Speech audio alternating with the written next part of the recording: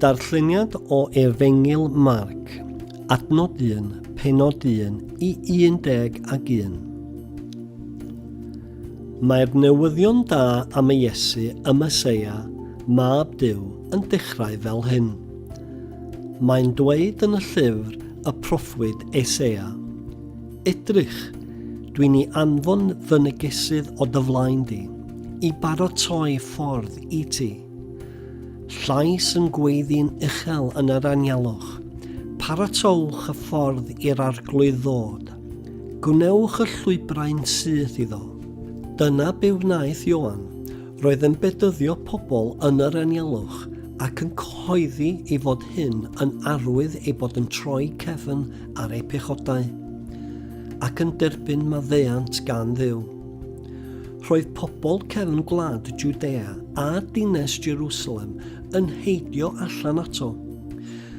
Pan oedden nhw'n cyfaddef eu pechodau, roedd yn bedyddio nhw yn afon i'r ddonen. Roedd Ioan yn gwisgo dillad o flew camel gyda belt lledr am ei ganol, ac roedd yn bwyta locystiad a mel gwyllt. Dyma oedd ei neges. Mae un llawer mwy grymus na fi yn dod ar fy ôl i. Fyddwn ni ddim digon da i fod yn geithwasg i blygu lawr i ddatod carau ei sandelau.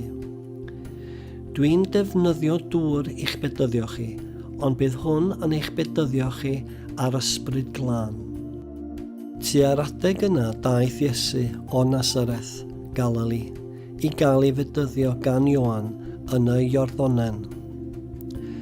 Yr eiliad y daeth Iesu allan o'r dŵr, gwelodd yr awyr yn rhwygo'n agored a'r ysbryd glân yn disgyn arno fel colomen. A dyma llais o'r nefoedd yn dweud, Ti ydy fy mab annwyl i, rwy ti wedi fy mhlesio i'n llwyr.